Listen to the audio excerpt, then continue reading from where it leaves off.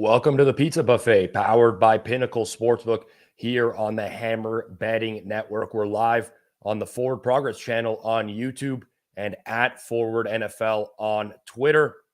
While the World Cup is going on in the background, I do appreciate everyone joining me here on Sunday morning as I am rooting for Argentina. Would like to see the GOAT, Leo Messi, finally win a World Cup. Big first half for them. But I know a lot of you here are tuned in for NFL plays. So I will go through the card as usual, top to bottom, rotation number order. I'll lock in any bets that I think are still worth making. I'm going to lock in all bets against Pinnacle's lines because Pinnacle is the official sportsbook partner of the Pizza Buffet. Pinnacle is the world's sharpest sportsbook, now available in Ontario. Find out what professional bettors have known for decades. Pinnacle is where the best bettors play. You must be 19 plus in Ontario. Please play responsibly. I can't preach that enough. And it's not available in the US. And I do say, line shopping, extremely important. I would never suggest betting exclusively at one sports book. But if you are betting at multiple books, Pinnacle definitely should be one of them because of the high limits for one and because of the low hold for the other. You're just going to find the best price in market at Pinnacle a whole lot. No one cares about soccer as a take. I will say that, considering everyone, or at least worldwide, it is the largest sport. But I will get into it. Rob, are you sick again? Make yourself another hot toddy. We had the betstamp office party on Friday. Played some drinking games and stuff like that. I get pretty fired up. So the voice is a little bit shot, but I got my coffee here.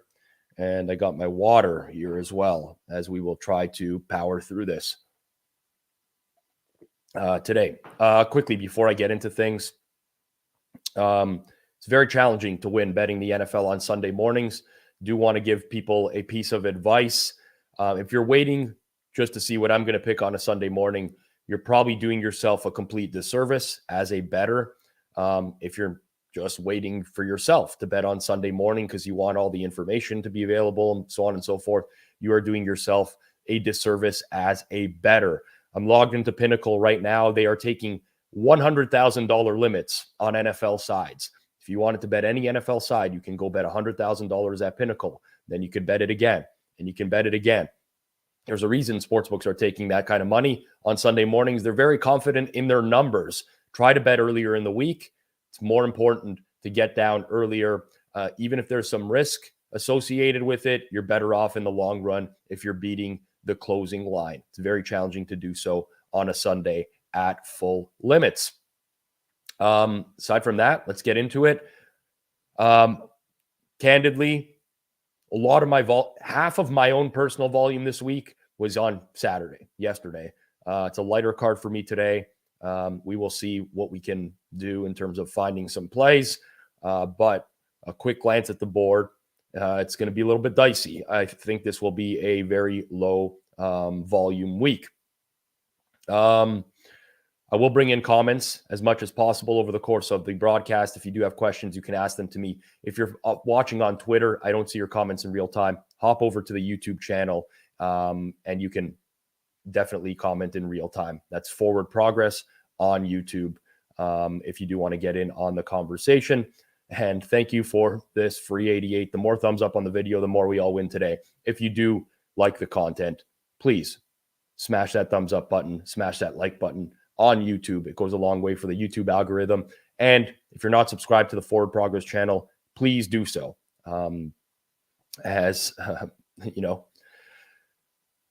It goes a long way. Laughing at this comment. If you bet early in the week, you might be lucky enough to end up with a Zach Wilson ticket. Funny enough, this is going to be interesting. I'll get into this game, obviously. If you did make that bet early in the week, you did end up with a Zach Wilson ticket. You also ended up with closing line value. Means you could do a lot of things here. You can ride out your bet with Zach Wilson, or you could pop back on the other side or get off of the price or cash out your original bet at some sportsbooks as well. And not even take a loss. So there are inherent advantages still, even when Zach Wilson gets announced as the starting quarterback. All right. I'm going to bring in betstamp here. You can download BetStamp on your Android or iOS devices. You can check out the website at betstamp.app. I highly recommend it, whether that's for line shopping, tracking your own bets, finding other bettors. There's a ton of stuff that you can do with BetStamp. Quick refresh here. Okay, so the Saints now out to 4.5 at Pinnacle, total 43.5. This is going to be our starting point today. So we're seeing some books move off of the 4 to the 4.5 towards the Saints. The total sits below a key number of 44. This is a very challenging game for me in particular. One, we don't know if Marshawn Lattimore is going to make his return for the New Orleans Saints. He is listed as questionable, but it does seem more unlikely that he is going to play today. Doesn't look like he's going to be in the lineup. Again, if anyone in the comments or a part of the stream does see breaking injury news, please post it in here. My producer will also relay to me. But it's for the benefit of everyone if you do see something in real time. So the Falcons are making a switch to Desmond Ridder at quarterback. I didn't watch a lot of Desmond Ridder in college at Cincinnati. I don't know much about Desmond Ridder. I don't know whether he's an upgrade to Marcus Mariota or not, especially in game 1, which is on the road, hostile environment in New Orleans. Decent defensive coach in Dennis Allen, although rookie quarterbacks have actually gone 4-0. Very small sample size when facing Dennis Allen as a head coach, but it's something there. I don't know what to make of this. What I do know is this. The Falcons have a very distinct style of offense relative to a lot of other teams in the league. They do not throw a lot of intermediate stuff. They run the ball heavily. They take some deep shots. Ultimately, Mariota could not throw that deep ball. As the year's gone on, teams been able to figure out that offense, and they've just got worse and worse. From what I understand, Ridder can throw a better deep ball, so maybe that's going to help them out a little bit. But again, anything I'm saying here is just subjective, and it's completely based off of nothing because I do not know how to value him. I do think that the Saints will score in this game, or at least we'll see a better offensive performance from them than we are accustomed to. The Falcons defense, pretty horrible. They generate pressure at the lowest rate in the entire league. And when you do look at the Saints this year, you kind of divide it up by teams that they've played. I think a lot of their offensive struggles are the quality of competition and the defenses that they've played, whether that's been the Ravens or the Steelers, Niners, the Bucks. And when they've gone down in class against poorer defenses, whether that was the Vikings in the London game, the Cardinals, Seahawks, they've been much better in those games overall. The Raiders as well. They scored 24 plus in each of those games. So tough one for me. With Mariota, I think this number should be 4.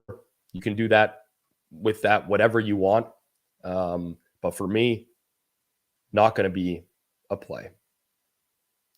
The chat, lots of stand-up comedy in the chat this morning as well. Lots of stand-up comedy.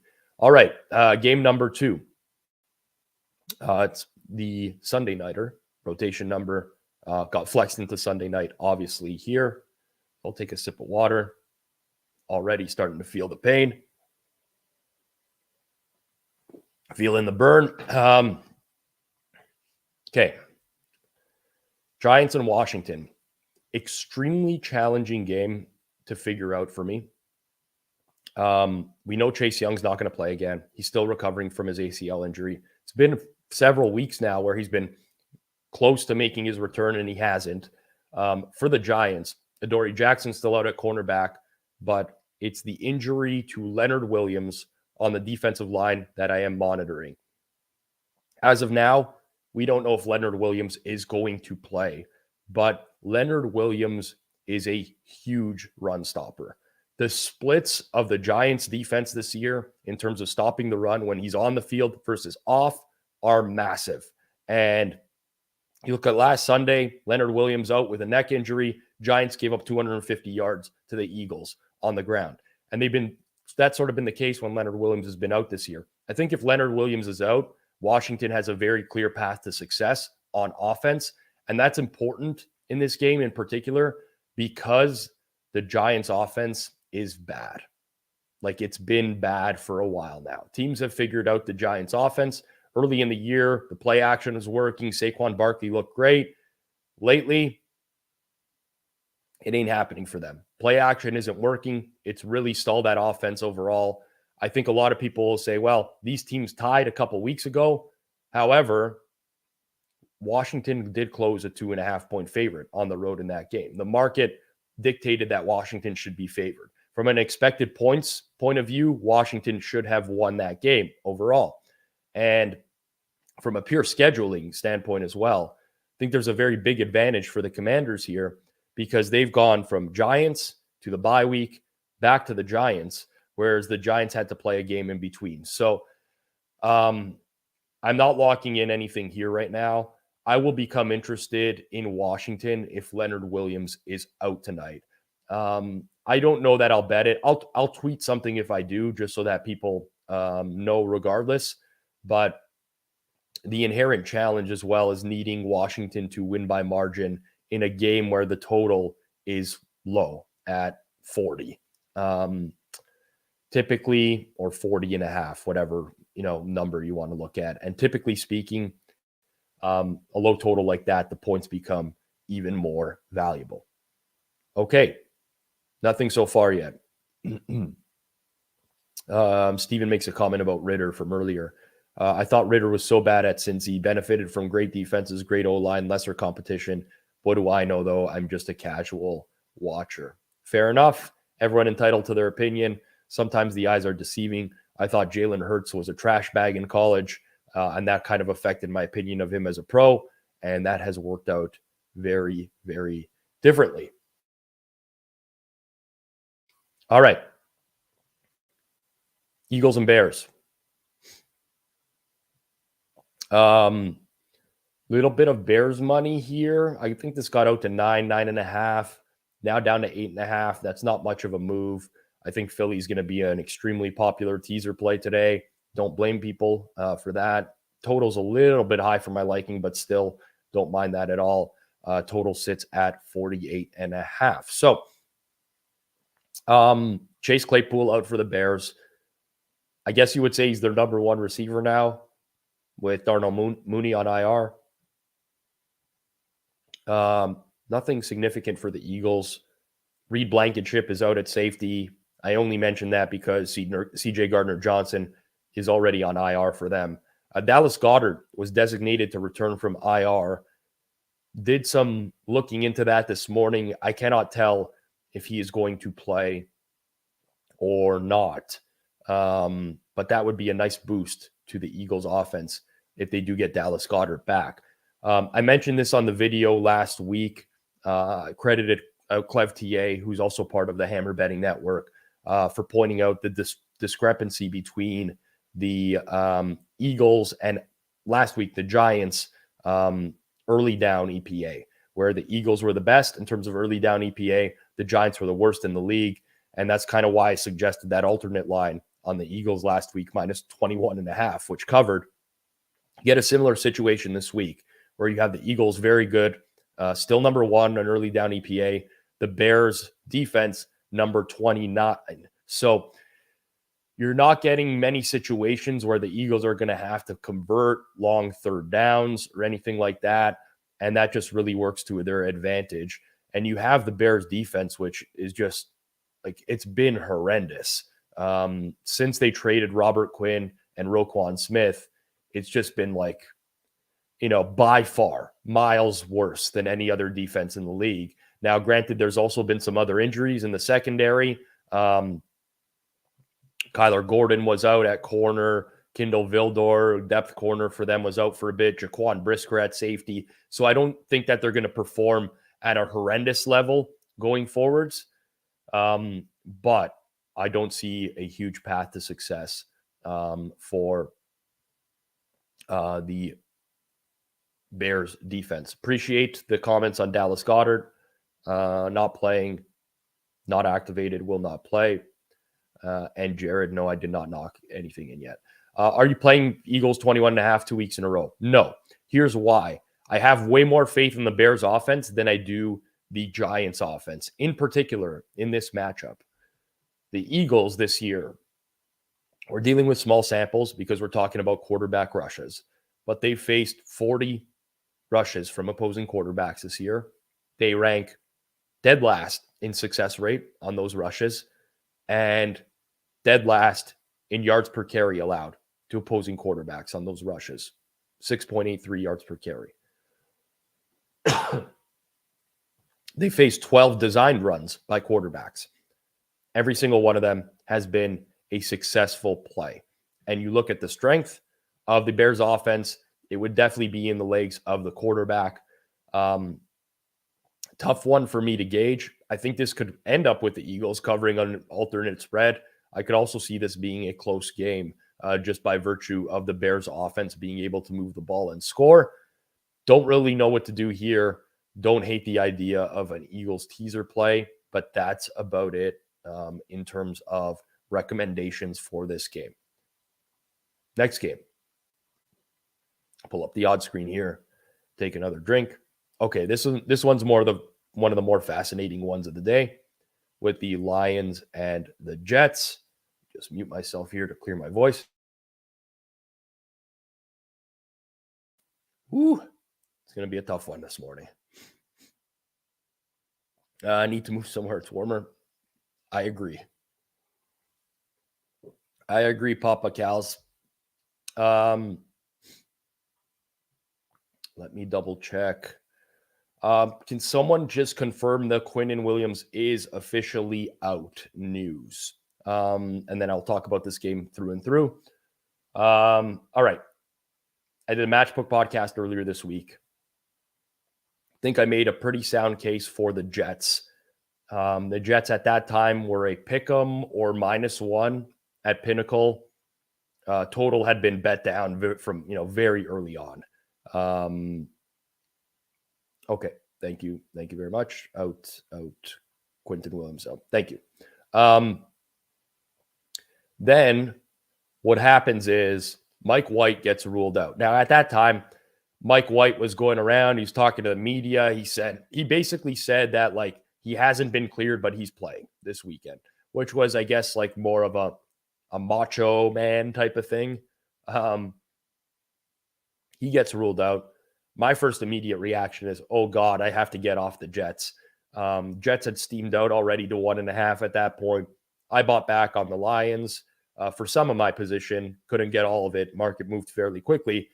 And then a day later, the Jets just get steamed again, right back to the number, even higher. They got up to -2.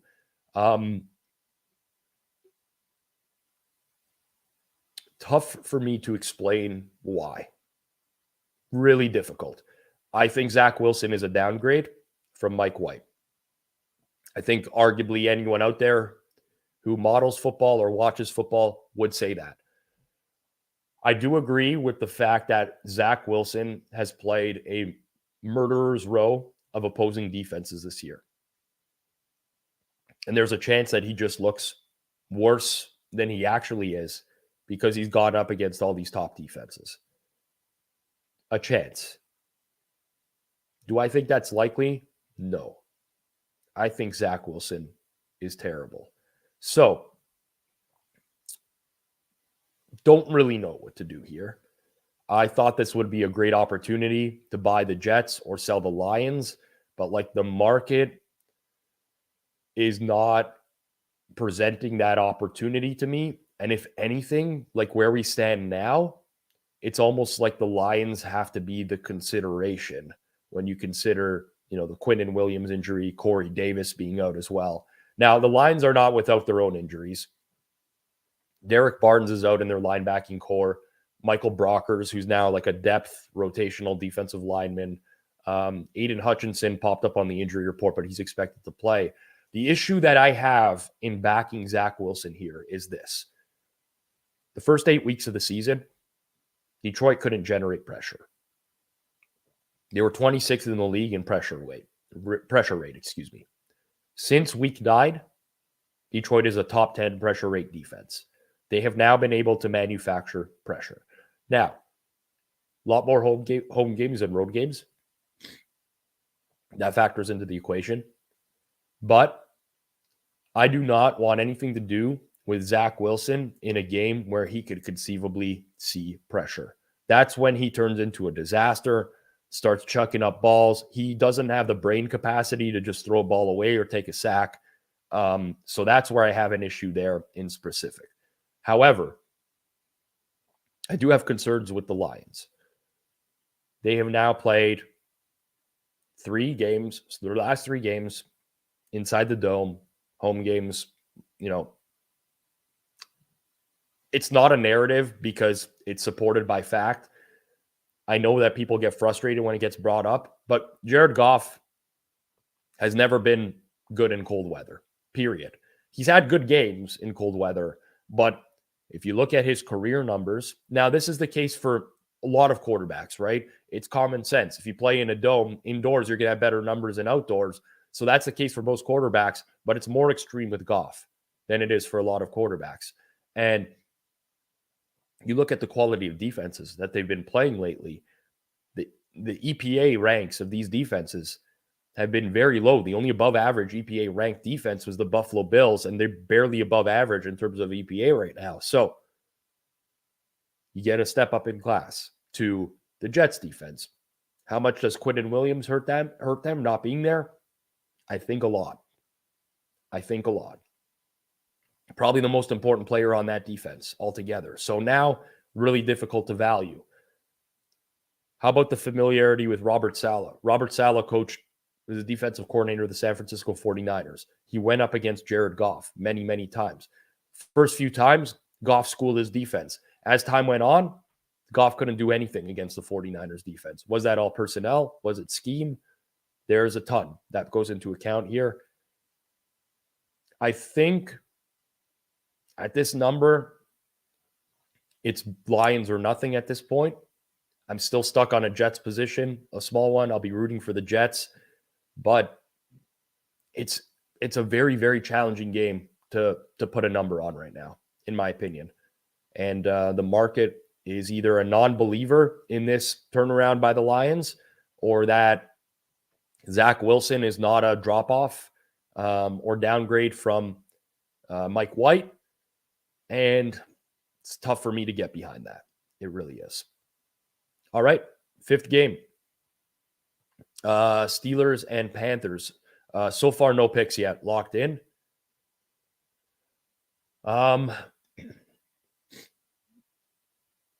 Pause here. I'm going to mute with the screen up just for a second. Blow my nose.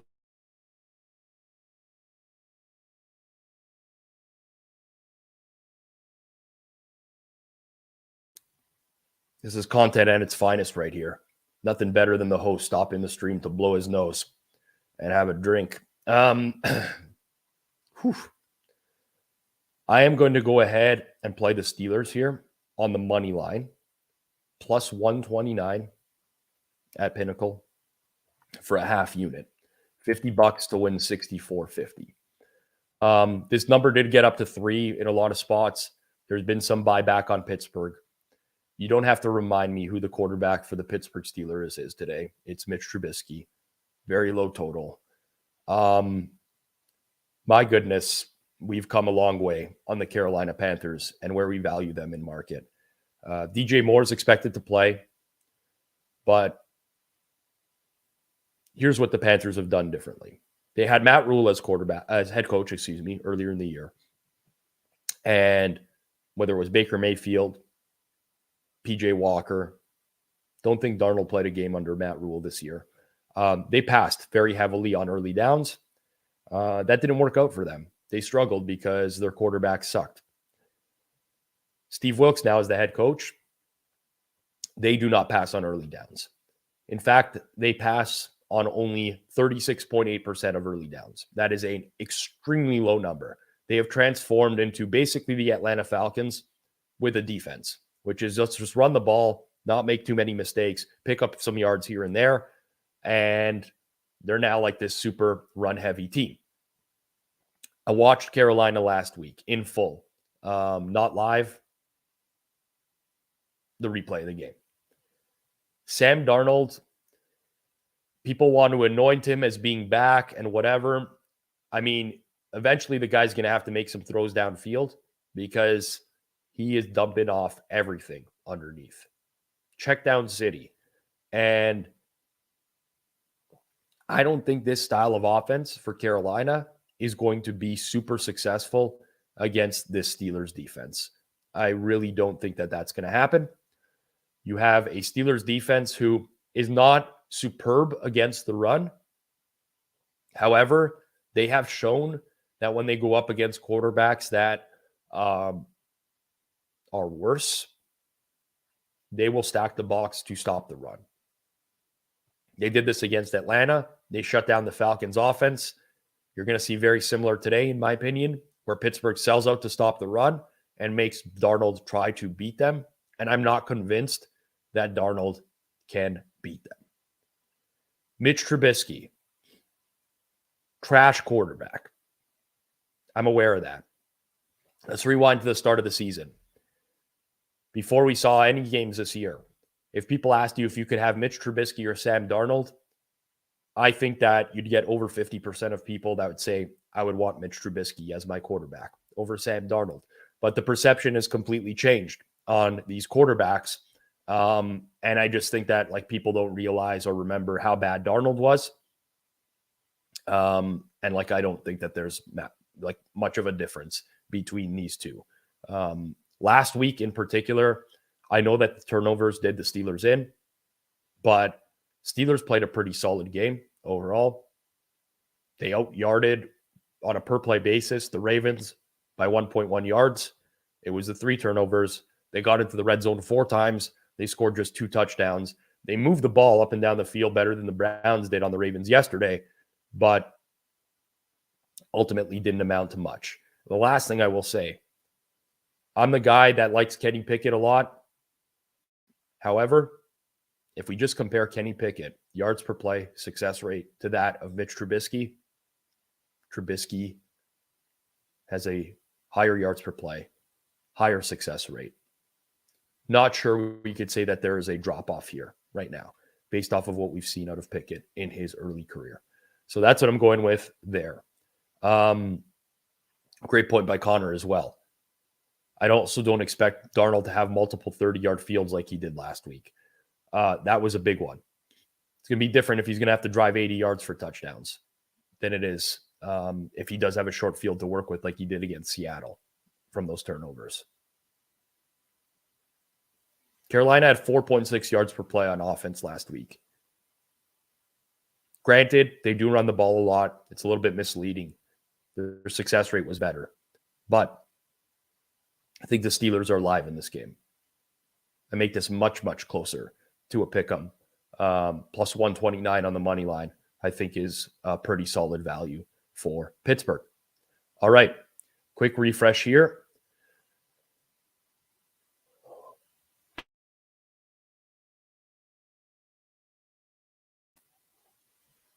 Dallas and Jacksonville. By the way, if you're enjoying the content on YouTube, smash that like button. How many likes does this have so far? Whatever it is, it's not an acceptable number. Quick look. All right, 26. We could do better than that. 27, 30. Okay, there we go. Keep popping it. I need people to find this content. All right, we move on. I'm only semi-joking, by the way. I really hope that you do hit the like button if you enjoy the content. We move back into the games. All right, a real-sized bet is incoming. A real-sized bet is incoming. I'll just go back to the full screen for a second here. Dallas Cowboys logo right behind me here. Never going to accuse me of being a Dallas Cowboys homer. For those who've watched over the course of years, sometimes I bet on the Cowboys. Sometimes I bet against the Cowboys. I always root for the Cowboys, but my money, the numbers, they dictate who I am going to play. Honestly, Javon, if I'm pronouncing that correctly, really appreciate that. Thank you very much. Tell your friends. I'm betting against Dallas today. I'm taking the Jacksonville Jaguars +4, -103. I should point out, it is not a foregone conclusion that Trevor Lawrence is playing today. I would be shocked, floored, if he didn't, but it's not official. Standard unit, Jacksonville +4, -103. I think that there's one unit in this game that is being undervalued in market relative to what I actually think that they are worth. And that is the Jacksonville offense. They have a question mark on the offensive line this week in their right guard, Brandon Scherf. I think that's like a true game time decision there. But earlier on in the year, what was happening to the Jags was they were moving the ball between the 20s, and then they'd get to the red zone, and something catastrophic would happen. A lot of times a Trevor Lawrence turnover. If you go back to the first 8 weeks of the season, Trevor Lawrence in the red zone, 39th out of 40 qualified quarterbacks in EPA per dropback. He stunk. Outside of the red zone, he was 6th. So moving the ball, can't punch it in, always going to make your offense look worse than it is. Since then, Trevor Lawrence is now 8th in EPA per dropback in the red zone. So what's happening is his performance in the red zone is now mirroring his performance outside of it, and we get a very good Jags offense. Like, we're talking several weeks now where it's pretty damn consistent.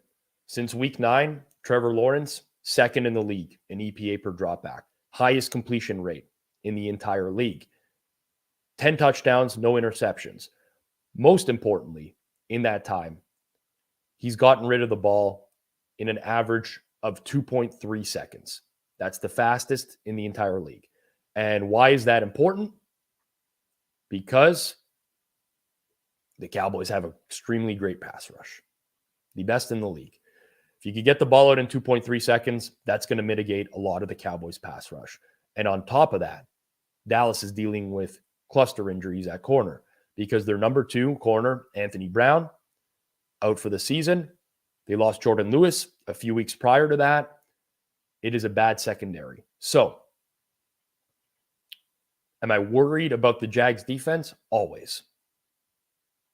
Every time they've taken a step up in class this year, Eagles, KC, who else has a good offense that they played?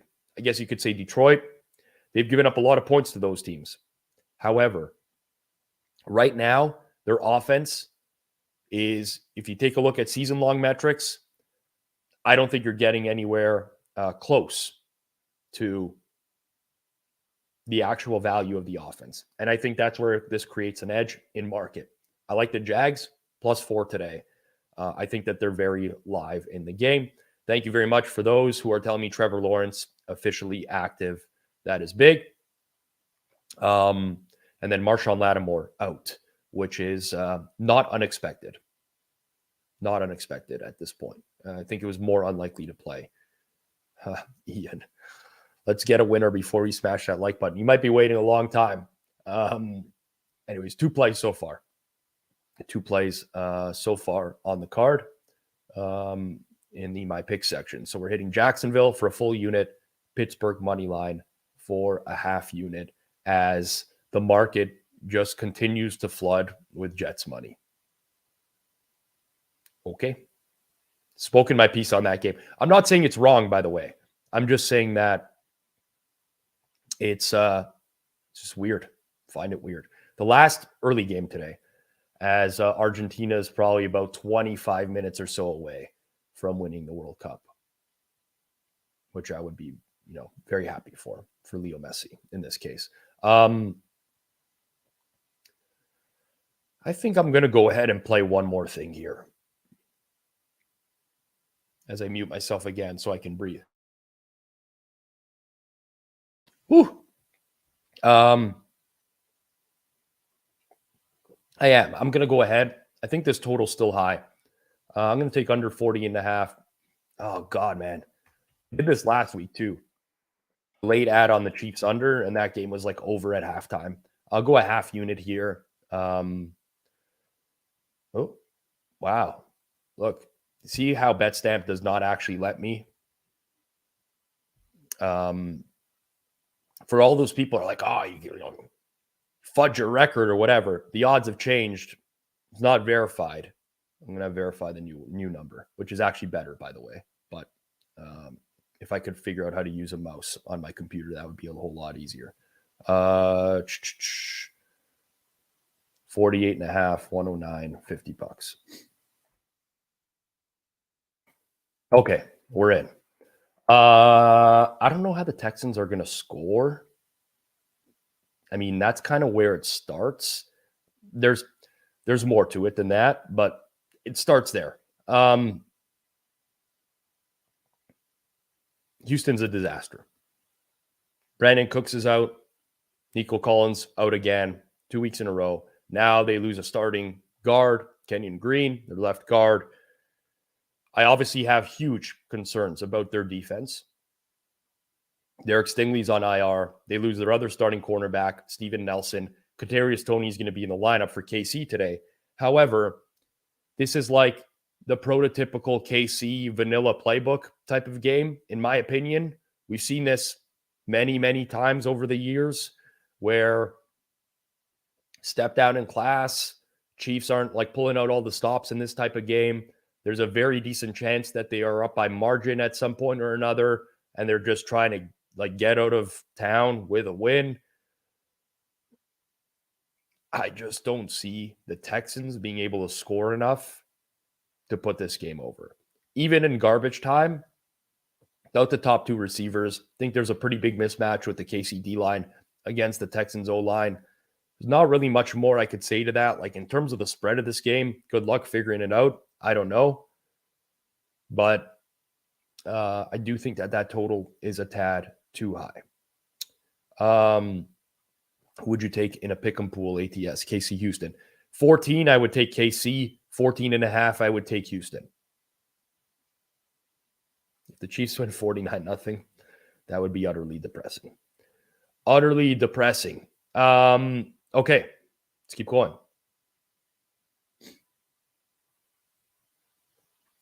Oh, an absolute banger of a game to lead the early slate.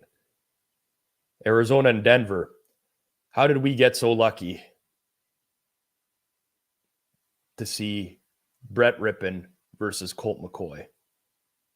As all the early games are ending on Red Zone, the witching hour, and there's all these crazy finales. All the games are going to go final, and then we're going to go to Arizona, Denver. I'm going to spend approximately 30 seconds here, and that might be too much. I'll give you the information in terms of injuries. Zach Allen's out on the D-line for Arizona. Starting cornerback Byron Murphy is out. You really want to monitor the statuses of Marco Wilson and Antonio Hamilton, two other corners that are questionable. Although it might not even matter because for Denver, Cortland Sutton's out, Kendall Hilton's out. We don't know about their starting left guard, Dalton Reisner. I didn't come remotely close to betting this game this week. I still have zero interest in betting this game this week, and I'm going to stop talking about this game now because I cannot give you a breakdown that is going to be worthwhile. Has not been on my radar. Don't care. I don't know, and I don't care. Titans, Chargers. This one's interesting because there's been pretty two-sided action on this game, I will say. Don't want to get into too many details, but I have a decent pulse of what's going on in market. I do see when some groups play something, some groups play another.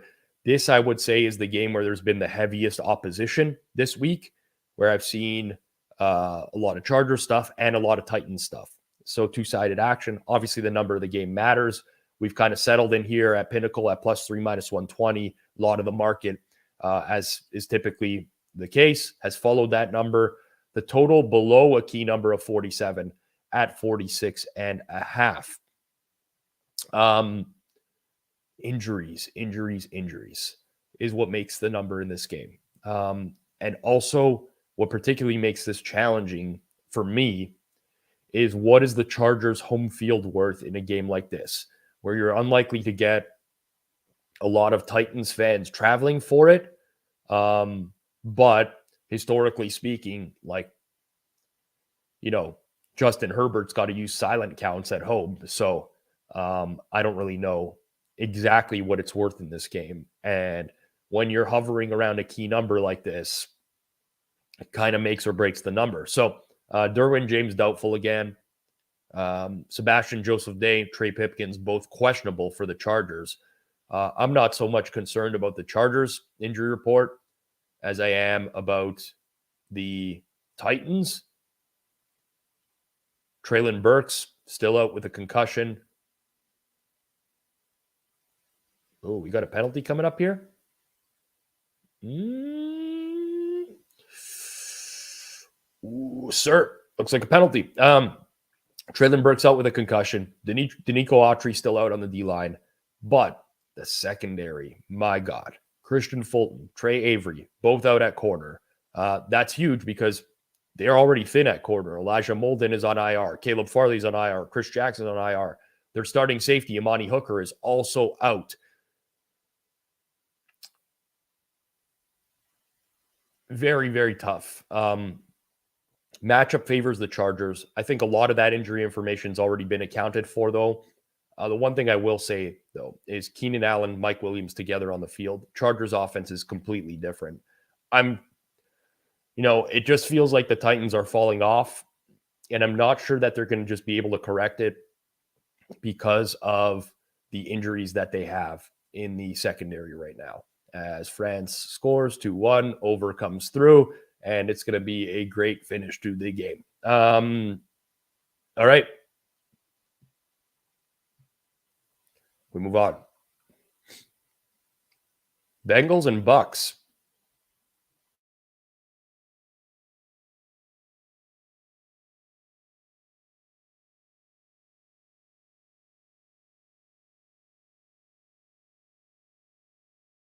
Bengals and Bucks. Oh boy. Injuries. Another game mired by injuries. Although Tyler Boyd and T. Higgins are both now expected to play for the Bengals. That's huge for my own personal sanity. Excuse me, one more time.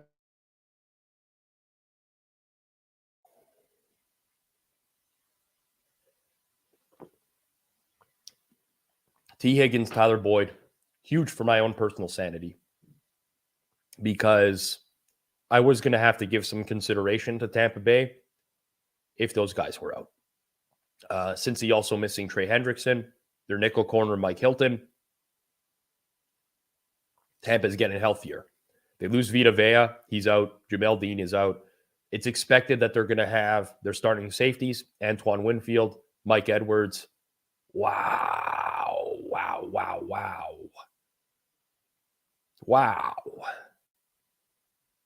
Poor Messi is right. Unreal turn of events here. Unreal turn of events. Professional job here, by the way, breaking down NFL games with the World Cup in the background.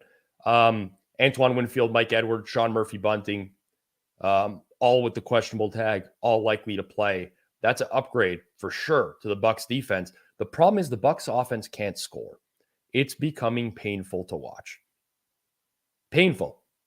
They haven't scored more than 22 points in any of their last 9 games. Brady doesn't throw down the field anymore. When he does, it doesn't work. They can't run the ball. It's tough. It's tough sledding out there. So I'm glad Boyd and Higgins are in.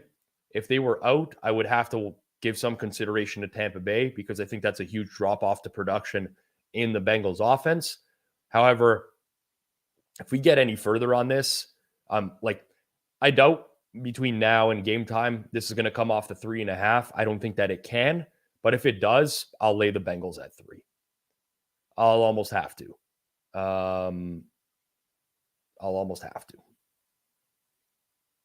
Final game. Patriots and Raiders.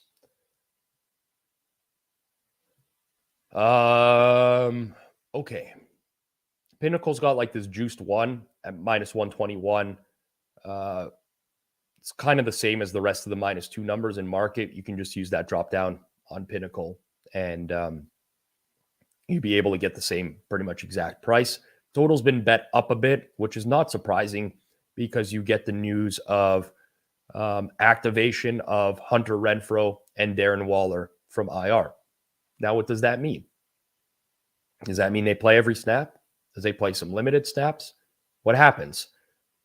I don't have the answer to that question, but the market seems to think that they're going to be playing in their full capacity, and that's why this has kind of been bet up to the range that it has been. Their right guard, Alex Bars, is out. The right tackle, Jermaine Lemonor, could miss this one as well. Defensively, Raiders without their top corner, Rock Yassin. Denzel Perryman, Andrew Billings, both carry injury designations as well. Jacoby Myers expected to return from a concussion for the Patriots. Devontae Parker is out. I feel like the Raiders' O-line is going to have serious issues with the Patriots' defensive front. But I can't get over the fact that the Patriots' offense is so incredibly limited. Now, the Raiders don't generate pressure. 25th ranked pressure rate in the league. When the Patriots have faced other teams that don't generate a lot of pressure, Steelers recently, that was without TJ Watt, obviously. Vikings, Mac Jones looked good in those games. But I do not trust the Patriots offense enough in a game where they're probably going to have to score some. The Raiders, while I think that their offensive line might get bamboozled a little bit by the Patriots defensive front, I also think that the Patriots defense is a little bit overrated because of having faced Sam Ehlinger and Jacoby Brissett and Colt McCoy and 2 starts against Zach Wilson. So I get why the market has moved here, but it's almost Patriots or nothing for me at this point, and I just can't find it within myself to bet the Patriots. Quick review of the picks. It's just a 3-ball today, and 2 are half plays. What are you going to do? Sometimes life deals you lemons, and you can't bet the board on NFL Sunday. Jacksonville's the big play today. Pittsburgh money line and KC Houston under 48.5. Quick review of all the games. Atlanta, New Orleans, no strong opinion here. I think maybe like I don't hate a few things in this game. I think there's a huge variance game. You could play Atlanta on the money line. You could play Saints like alternate spread minus 14.5 or something like that as well. I think there's lots of outcomes that could come from this game. Giants and Commanders. I'll be interested in the Commanders if Leonard Williams is out for the Giants tonight. I don't know ultimately that I'll play it, but it will be interesting for me. Eagles and Bears, nothing. As that total's come down just a little bit more, I find that a little bit surprising. I'm closer to 49 in that game. Lions and Jets. Jets take a little bit more money. Total sitting at a key number 44.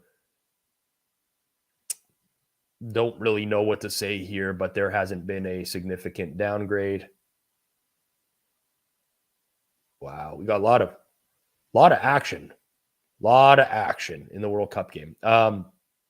Pittsburgh money line, Jags +4, Chiefs Texans under at that price. Arizona Denver, I wouldn't bet this with my worst enemy's money. Tennessee Chargers, small lean to the Chargers, I guess, at this point with the injury situation. Bengals Bucks, nothing to do here, but if this comes off 3.5, I would like the Bengals. And Patriots +115 is somewhat intriguing, but not enough for me. I'll stick around and answer any questions. If you had to pick New Orleans or Washington in Survivor Pool, who would you take? I would take Washington because I think they're more of a known commodity than, like I think the Giants are more of a known commodity than Desmond Ridder.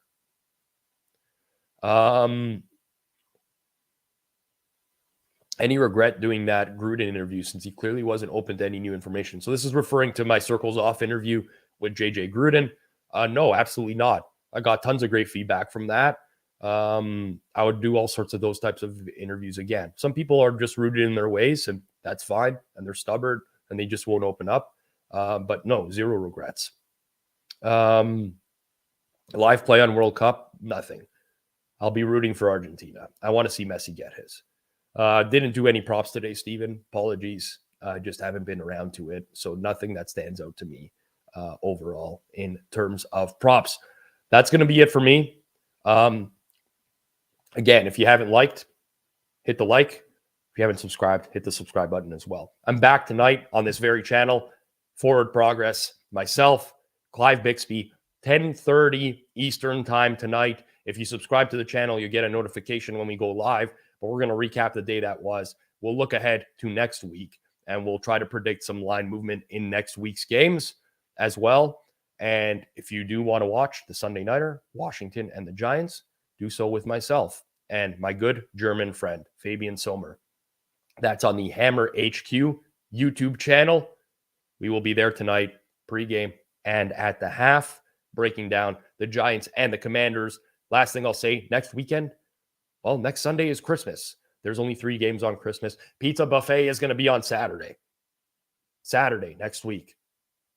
Again, if you're subscribed to the channel, you'll have no issues. You get the notification when it goes live. But Saturday, I'll be breaking down the full card, 11 a.m. Eastern time instead of Sunday. Happy holidays, everyone. Appreciate it. My voice is not going to last much longer. I'm out of here. Go Messi. Go Argentina. Thanks for tuning in on the Pizza Buffet, presented by Pinnacle Sportsbook.